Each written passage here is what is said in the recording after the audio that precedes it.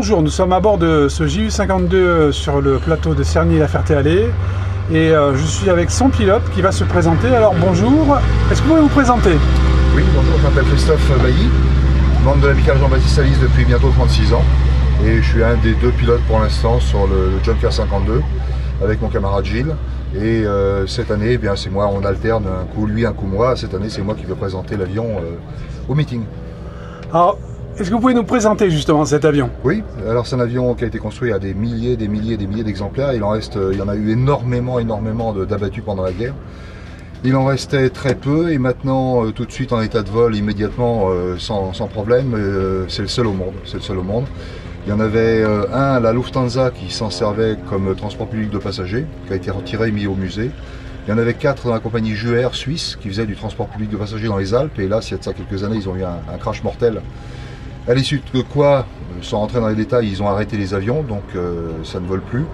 Il y en avait un en Afrique du Sud, mais il est au musée. Il y en a un aux États-Unis, du côté de Norfolk, alors qui vole peut-être encore de temps en temps, mais on n'a pas trop d'infos là-dessus. Et nous, on est le seul qui soit totalement prêt à voler. Et on vole en dehors de la période hivernale où on fait le grand entretien des avions, de l'avion, pardon, éventuellement un changement moteur, enfin des choses comme ça. En dehors de cette période hivernale où ils ne volent pas, on va dire de novembre à avril, le reste du temps, ils volent assez souvent, enfin voire même très souvent. Alors justement, est-ce que vous pouvez nous parler un peu de l'histoire de cet avion? Oui, le fuselage a été construit donc en 1943, la France est occupée comme chacun. Et il y a les usines Amiot françaises qui reçoivent l'ordre de construire des fuselages, des Junker 52, fuselage et ailes. Donc celui-ci a été construit, comme je viens de le dire, dans les usines Amiot en 1943. Donc c'est un authentique Junker 52, et ailes et fuselage. Et il a été livré, alors Hitler a passé un pacte avec Franco, et il a échangé, il a donné 30 Junker 52 en échange de terres rares. Je ne sais pas quelle terre rare et pourquoi faire, mais en tout cas il a donné 30 Junker 52 à Franco. Et celui-ci c'est le numéro 24, et donc il est parti en Espagne et il a fait toute sa carrière en Espagne. Alors il y a eu une année où il y a eu une tempête et les ailes ont été abîmées, donc les ailes ont été changées pour des ailes construites en Espagne, mais toujours pareil sous licence, enfin c'est les mêmes, il n'y a pas 36 modèles d'ailes.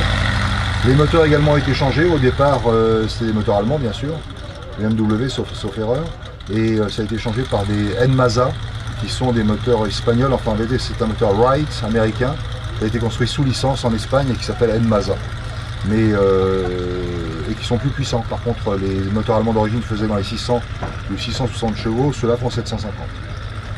Alors la particularité de cet avion, c'est effectivement l'un des premiers avions à être en tôle. Oui, tôle ondulée. Alors en plaisantant, on dit pourquoi? On dit parce qu'on a essayé la brique, mais c'était trop lourd. En vérité, c'est un moyen simple d'onduler la tôle, d'avoir une résistance, un rapport résistance-poids très favorable. Et effectivement, c'est assez étrange. Mais voilà, c'est pas le seul, hein, il y en a eu d'autres, mais c'est vrai, il est en tôle ondulée, effectivement. Alors là, c'est au pilote que je vais parler. Cet avion, il est maniable. Est-ce qu'il est agréable à piloter? Il est agréable à piloter, mais par contre, il ne faut pas le sous-estimer. C'est-à-dire que celui qui dit « Oh, c'est un gros avion de transport tranquille, j'arrive là-dessus, je fais n'importe quoi ». Enfin, d'abord, en aviation professionnelle et même en aviation de loisirs, on ne fait jamais n'importe quoi. Mais il n'est pas si simple que ça. Les commandes sont très lourdes. Alors, on est très loin, très loin des commandes de vol électriques, comme le F-16 par exemple, américain, ou d'autres, bien sûr. Là, c'est, je dirais en plaisantant, c'est un truc de camionneur sans la direction assistée, quoi. Mais c'est un avion qui est extrêmement fiable, c'est construit comme, c'est la Deutsche Qualität comme on dit, voilà. C'est construit comme un tank et il faut, excusez-moi, la particularité c'est qu'il y a une surface à l'air de 110 mètres carrés, il n'est pas très lourd, ce qui fait qu'il y a un effet de sol important, donc il plane très bien. Donc si on n'opérait que sur des pistes de 2400 mètres, ou ça nous arrive de temps en temps de nous poser sur des pistes militaires ou des choses comme ça, il n'y aurait aucun problème. Par contre, quand on fait des pistes, la Ferté-Alais c'est 1000 mètres en herbe, il faut arriver absolument à la bonne vitesse et toucher à l'entrée de la piste. On ne peut pas se permettre de toucher long et vite, parce que sinon on finit dans le champ là-bas.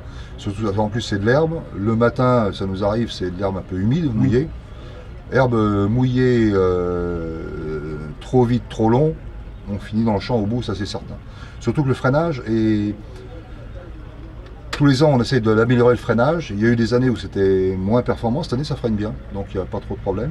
Mais il faut être rigoureux. Faut être rigoureux.